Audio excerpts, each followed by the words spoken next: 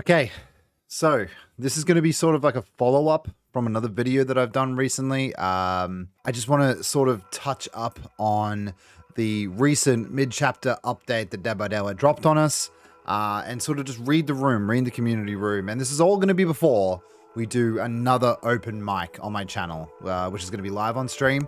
I'm going to invite members and subs to come in to chat. Has to be members and subs because some idiot will come into the chat and say the N-word or something. It's pretty ridiculous what you have to put up with as a streamer, but that's just the reality. But anyway, it's a follow-up from my video, Best Dead by Daylight Update Ever or Failure. And what I like to do all the time when these massive shifts, massive changes come into the game is I like to read the room for the community. I just want to know what everyone is thinking. I don't like to live in my own head. I like to gather other people's opinions, extrapolate, put it all together, and get an overall feeling of the game now till back then. So what I'm getting from this is a lot of mixed results. I'm not going to read any comments on here. I'm just going to give you the general feel because I've done sort of a tally system on, you know, who likes it, who doesn't. And honestly, in the end of it all, with like 300 odd comments, 385 comments or whatever it is, it's a pretty mixed bag. There's people that claim they enjoy it. Then I'll ask the question like, are you a killer main? Are you a survivor main? Most of them say killer most of the time.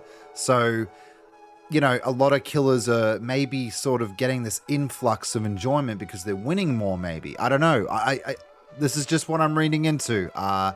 A lot of people have sent me gameplay footage of their games, and it's just looked like an easy 4K most of the time. This is most of the time. It's a broad spectrum, okay? I'm not just saying that Killer Main's happy because Killer's easy now. It's not. You still get sweats. I've seen it. I go against it. I stream every night. I see it.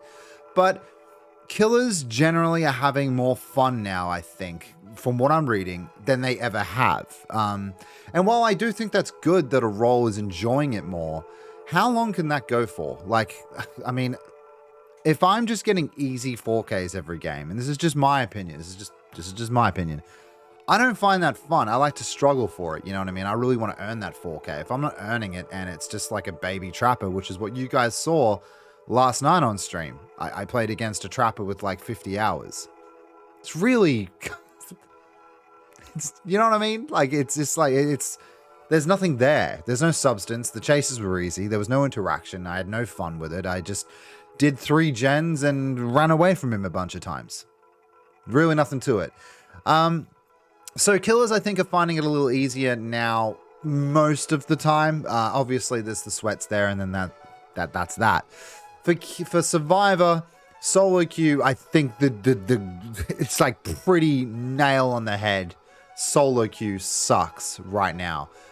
It used to suck before. I'm acknowledging that. It always has had problems, but it sucks more now. Whatever was not as complicating is now more complicating for a solo survivor. Some people are saying it's better than it was. I don't know what to say about that. Obviously, I accept your opinion. Obviously, all opinions are welcome, but I just do not understand how you find it better now. That's really... yeah. Whatever it is. Survivor Friends, you know, it's stronger, obviously, because it's Survivor Friends. They've always got the upper hand. But I've said many a times, I've played with my admin team and things like that in a Swift, and it's just getting tunneled and camped with comms on. Like, you can just have a conversation while you get tunneled and camped. That's pretty much the difference. No amount of communication is going to stop a killer from doing those sort of acts. Like, if they've got it in their head that they're going to do that, get someone out early at 5 gens, then they're just going to do it. What I really think should come from all this, you know, all this extrapolating comments, all this reading through the, you know, reading the room of the community, is I think camping needs to be addressed on some level. I'm not saying just buff survivors again. That's not what I'm trying to say. I play both equal parts right now. I just think that camping has just been made more prevalent from these changes, and I think it's become easier for the killer to just go, well, this patch dictates that my gens aren't going to be so easily defended, and you guys can throw overcharge at me all you like and call the brine. They're great. Fine. Whatever. I don't think overcharge is that great. But it's not enough to incentivize. You need to incentivize the average Joe killer, not people who actually give a shit about other people's fun, the average Joe killer to get to those gens, defend them, and continue through the game progression. But instead, a lot of killers now have just seen this as a golden opportunity to, well, you know what? I'm not being punished for staying on this hook right now. What the hell am I going to leave for? Get someone out early, de-stress, and enjoy the rest of my match. So for that reason, I can understand why some killers are saying it's more enjoyable, because it's less to take on most of the time. Do you see what I'm trying to say? I think the meta shift was a really good idea on paper. I think they've done some good changes. I think Dead Hard is still pretty good. I've been using it every single stream now, just trying to get better with it. And you know what I'm seeing a lot of is, oh man, great Dead Hard.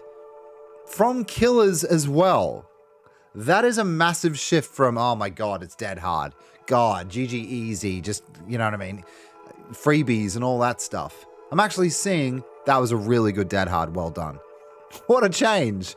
So that's kind of cool. I kind of enjoy that. And a lot of people are complaining about base time BT being 5 seconds. It's shit. It doesn't do enough. It doesn't get you to shack window when you're down in the basement. Well, if you're that worried about things like that, do what a killer has to do and fill a perk slot with BT or off the record.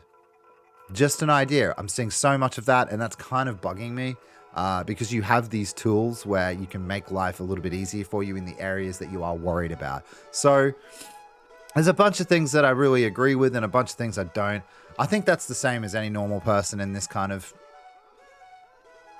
game. I think the grind reduction was good. Everyone's got all the perks now, except for all the base perks. And this can kind of be frustrating.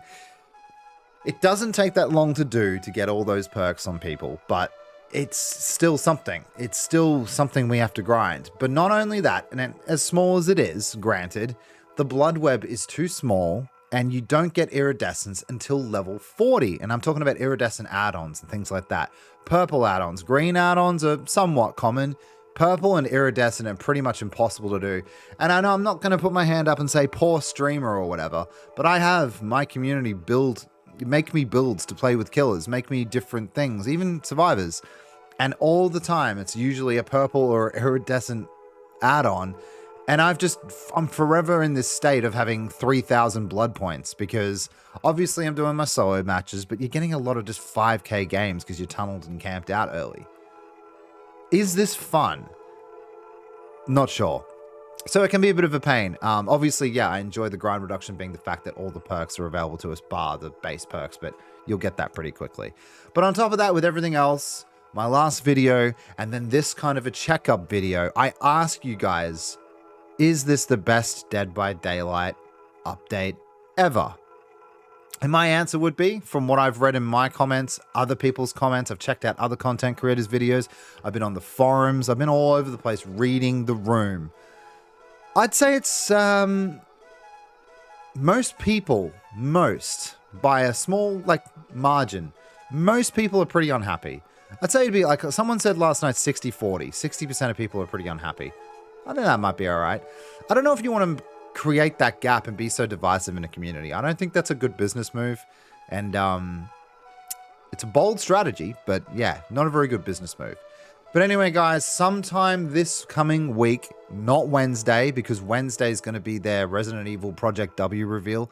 I'm going to do another open mic and talk about the Resident Evil chapter coming a little bit, but I mostly want to talk to you guys. Now, this stream will drop randomly. I'll leave notifications on YouTube, Twitter, my Discord, but it's first in, best dressed, guys. I'll probably grab about 5 people, get their opinions, because these conversations can go for a while, and we're going to do an open mic where we just discuss your favorite things from the latest update, the mid-chapter patch, and your least favorite. And also, of course, Resident Evil Project Wesker.